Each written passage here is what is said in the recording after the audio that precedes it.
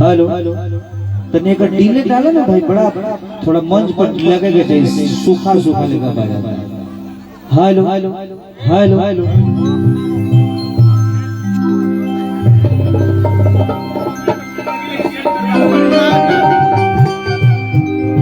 थोड़ा मॉनिटर बढ़िया से खोलिए, सूखा लग रहा है शोर।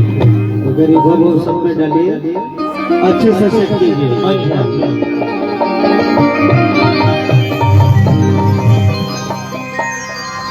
देखिए सबसे पहले आप सब तमाम हमारे भोजपुरिया भैया चाचा जो भी लोग हमारे छोट भाई माई बहन बेटी सभी लोग हम प्रमोद प्रेमी सबके पैर छू लीजिए से प्रणाम करते हैं। आप सब आशीर्वाद से को ताली से स्वागत कर दिए नहीं जा रहे। अभी हम शूटिंग भाई भाई भाई दो आप सबके प्यार पावे खातिर हम भागल भागल आवत नहीं। और राकेश यादव जी हमारे भाई प्रधान जी अभी माई की कृपा से हमारे गाजीपुर से यहाँ प्रधान बने और हमें बड़का भैया के सौजन से लेकर माध्यम से बने अमृत लाल जी प्रधान जी बड़े भैया के स्वागत अभिनंदन एक पूरे टीम की ओर से। और जितने भी लोग भैया के समर्थक बा सभी लोग लगी रही। और आज ये धरती पर ये माई के भंडारा में आवे का मौका हमरा मिलल राकेश यादव के माध्यम से। तो भैया के बहुत बहुत धन्यवाद अमृत लाल जी के दरबार में हाजिरी लगावे के मौका अपने माई के देनी। अभी कविता जी हमरे मनोज लाल जी भाई लोग सभी लोग आवल बजावल। जावेद जी हमारे जौनपुर के बहुत बड़ा टीम बा भाई के हमारे। और शत्रुघ्न भाई छोटू जी राजेश भैया वीडियो डायरेक्टर आइल बनी। नेताजी हमारे गाजीपुर वाले नेताजी कहाँ बने नेताजी के भी स्वागत अभिनंदन। और वही दरबार में चले के बाद ज्यादा कुछ न हल्का में कह के फिर वही दुनिया में ढूंढ जाएगा। नेताजी कहाँ है? आइए देखिए हमारे मित्र है नेताजी गाजीपुर से। अभी विधायकी का इनका टिकट कंफर्म समाजवादी पार्टी से हुआ था। 2024 में माता रानी करेंगी तो पक्का हो जाएगा। थैंक यू नेताजी, लव यू।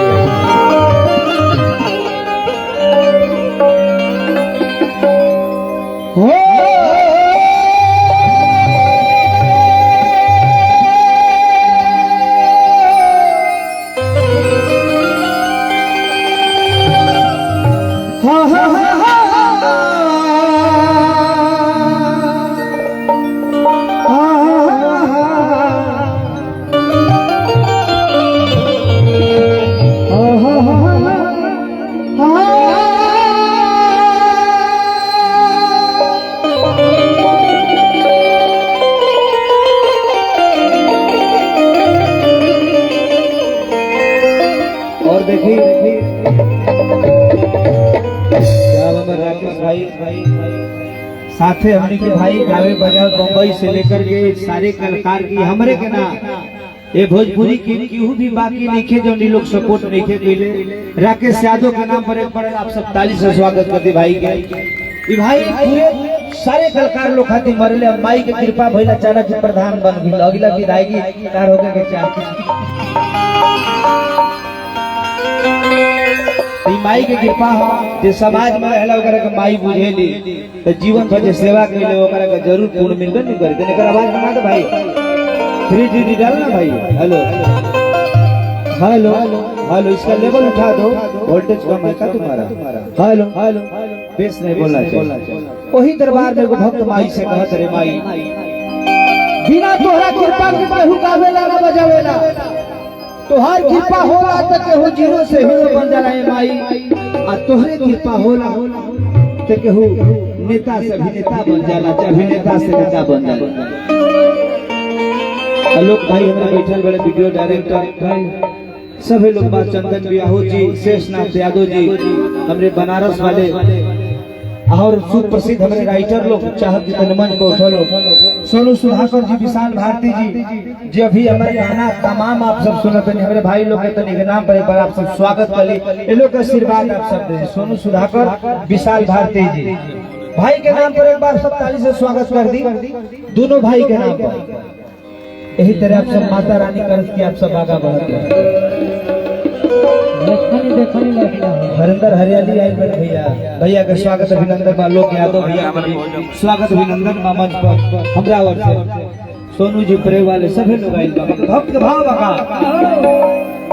हर जगह। ओम जयंती मंगल काली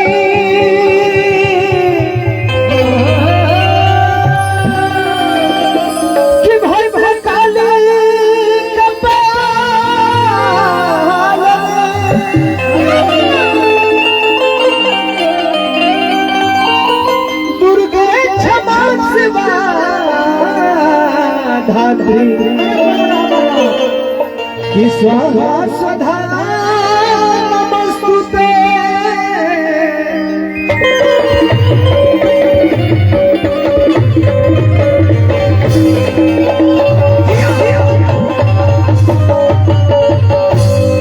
ये माई के नाम पर सब एक हाथ उठाए, बोलते दुर्गा मैया की। वही तेरे को भक्त भाई से हो रहा करे तेरे कहा तेरे का कि ऐसे लगाते बेटा तो होते बुलावे आजा। ए मगारी तोहर बेटा तोहरा के बुलावता, तोरा तोहरा बिना कर जिंदगी अधूरा बा मगारी। अच्छा गाना मत पूरा हो जाए कि ऐसे लगा के बेटा तो होते बुलावे आजा। कि आज सब लोग के ए माई सवारे आजा। भक्त माई से नजर का कि आज लगा के बेटा तो बुलावे आजा।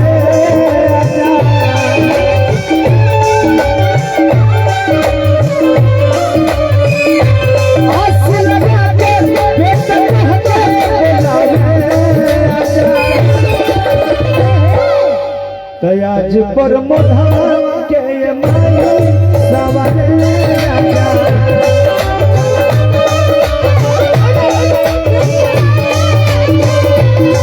पर मोधाम के माई सवारे आजा।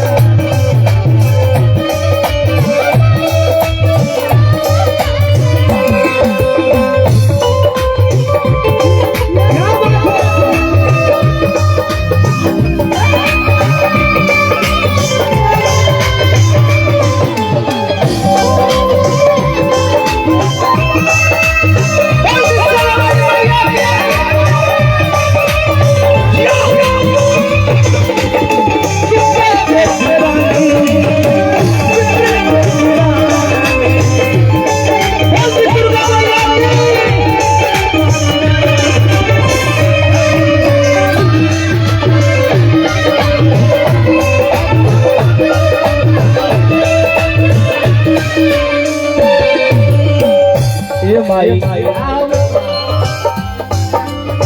कि हमारा बड़ा प्यार से भक्त लोग नाचे लगा ए साउंड वाले भाई इसका बात बताओ ना कि हमारा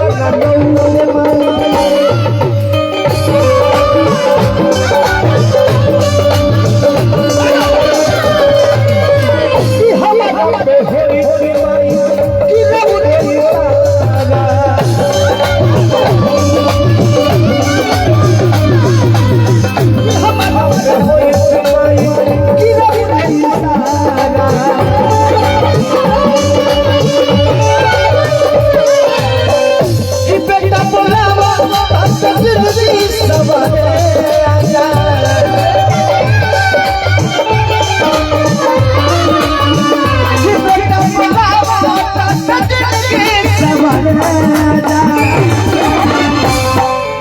आज सब लोग के ये माई सामने राजा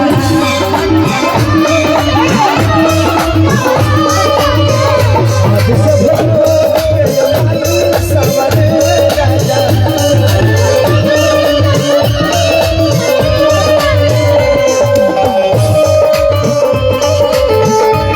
क्या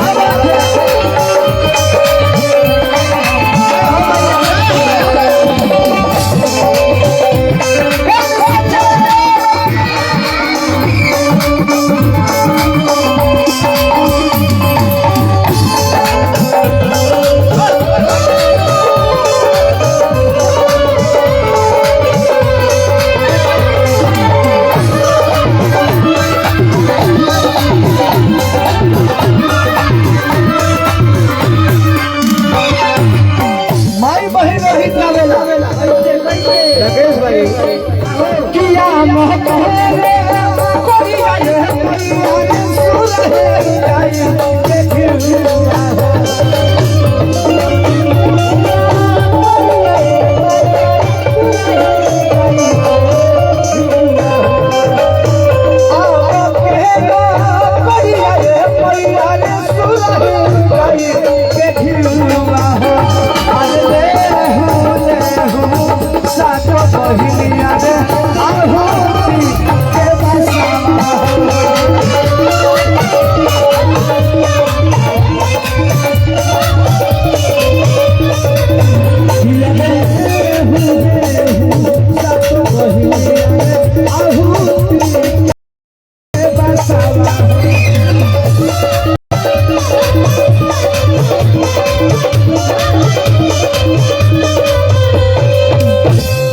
के कई प्रकार स्वभाव होला मगर देखी ये माई के दरबार में आइल बनी चाहत के वो गीत भक्ति भाव भी माई बहन लोग बैठल बा ओकरा बाद रंगा रंग के कार्यक्रम आप सबको जरूर हम सुनाई बाकी दरबार में आइल बन तो कुछ आप सबको सुनाइए गया यही दशहरा पूजा के अगला साल वो गीत आई रहे भाई हरि की अइलू तो दिया बारी के जा और मैया के जरत उतार के जा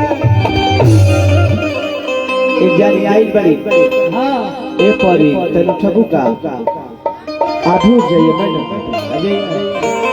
भक्ति भजन में सब चलेला भक्ति भजन में सब भक्त लोग नाचेला केहू गावेला केहू पूजा करेला पुरानका वाला विसर्जन होए राकेश भाई पुरानका विसर्जन होए हाँ पुरानका विसर्जन होई कि हमर जान या जो है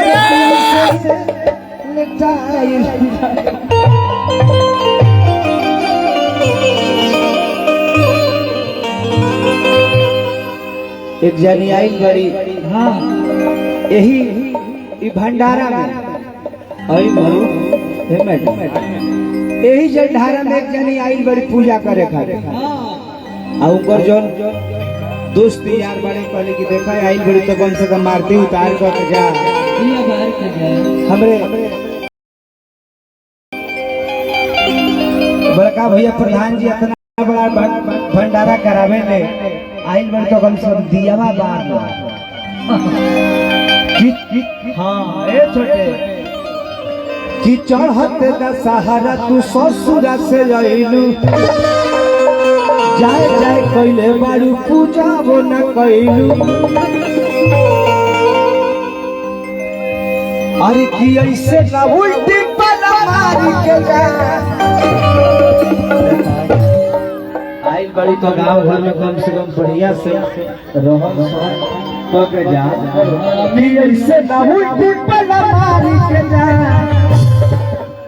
अरे की यही लूटा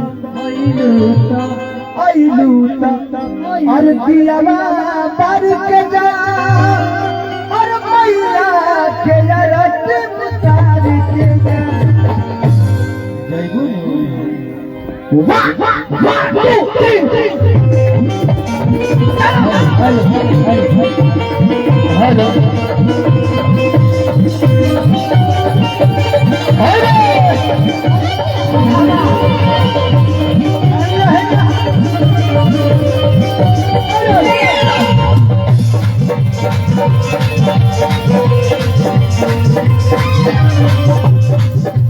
चाहते दशहरा तो ससुरा से लइलू जाए जाए कइले बारू पूजो ना कइलू अरे चाहते दशहरा तो ससुरा से लइलू जाए जाए कइले बारू पूजो ना कइलू ऐसे ना उच्ची पल मारी के जा ऐसे ना उच्ची पल मारी के जा आइल बारू आई बड़ो एक आइल बारू तो कम से कम प्रधान जी सुनिए कि बड़ा बड़ा भंडारा दुर्गा माई के करावा तेरे कम से कम जाके 5 गो परिक्रमा कर ले तू तो तार जीवन मुक्ति हो जाए। प्रसादी खा लो जाके प्रसादी खा ले तू प्रधान जी के हाथ से। अरे ऐसे न उठी पल मारी के जा अरे यही लूट देखी बड़ी कृपा होला पे केहू मंदिर बनावेला। अभी हम एगो बनौनी हम हनुमान जी के मंदिर आप सब देखले हो वही तरह प्रधान जी वही नकल के मंदिर बनौले बने। बहुत बहुत धन्यवाद प्रधान जी की मंदिर पूजा पाठ होके के चाहे कि ऐसे नहुल पिपल मारी के जा अहिलू तो दियावा पाई के जा मैया के जगत बुझाई के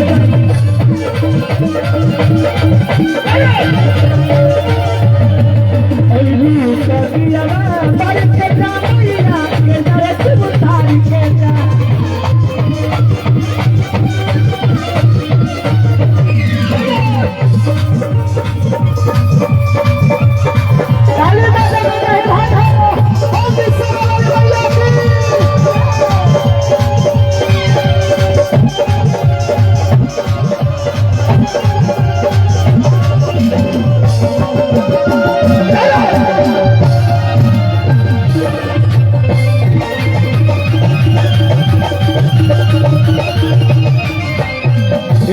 कितनी है भारतान माई माई महामाई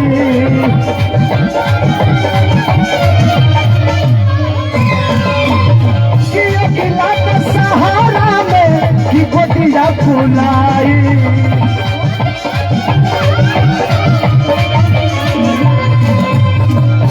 देखा ये माई की कृपा हो गई हमनी के तू पर चल रहो परी पांडे जी जाना घरी हमनी के गावे को शुरू से नहीं जो वही बड़ी सिंह बारी युवा 3 लड़का को मतारी हो गई वही माई के दिन बाकी तोहरो गदी भर गई सुहागन बन गई किया गिला का सहारा में गोदिया फुलाए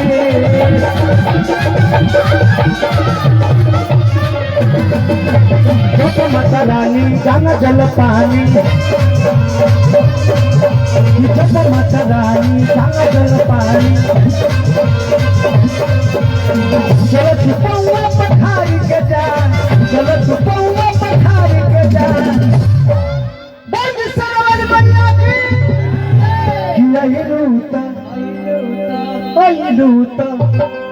अहिलूता दियावा पर के जा मैया के रत बुझारी के जा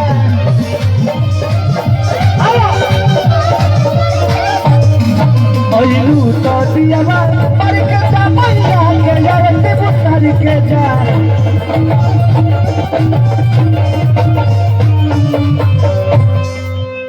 चलिए भक्त के भाव और चाहत के कुछ नायका में के सुना देता है लोग भाई लोग बड़ी देर से आप सब वेट करते हैं। चलिए माता रानी के कविता जी हमारे मनोज लाल जी भाई लोग स्वागत कर लो भक्ति से हम दुए को सुना पाऊनी आप सबके मगर और कुछ नायका में आप सबके सुनाई कि पढ़े जब जालू स्कूलिया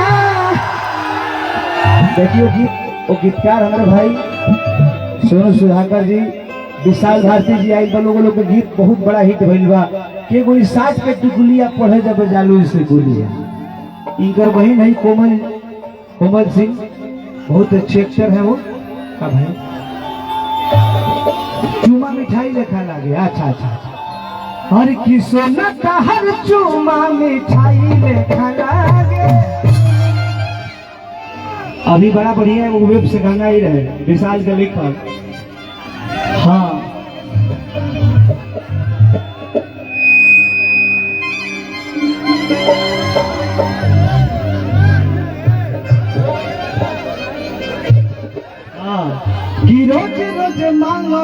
रहू है। देखो रोज रोज तू मांगत रहे राकेश भाई, एगो लड़का बा कहता लड़किया से कि रोज रोज मांगता रहू है, लागी कोई बात हरामू है। कि जतन ही मन जतन ही मांगे जान अरे भू कि जतन ही मन जतन ही मांगे। आओ आओ हर की सोना का हर चूमा मिठाई में खड़ा, कि सोना का हर चूमा मिठाई में खड़ा, सोना का हर चूमा मिठाई में खड़ा। रोज रोज मांगता रहू है, हिला के कोई बात तो हरामू है।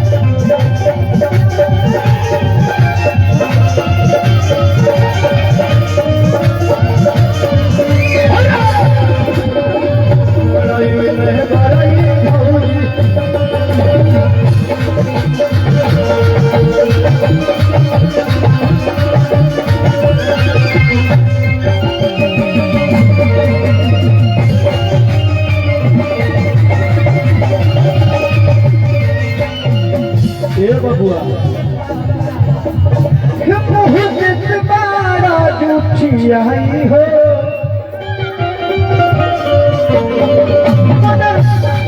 मन करे यदि मर जाई हो। कि हर चूमा जन सकते बढ़ा देला,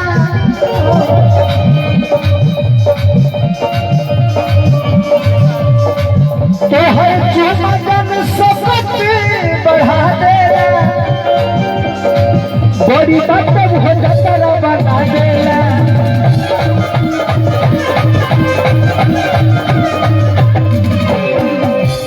सोनू भाई, विशाल भाई, कि खेल बाटे छोड़ो हो जाएगा हो, कि खेल बाटे छोड़ो हो जाएगा हो। अरे कि सोना का हर चूमा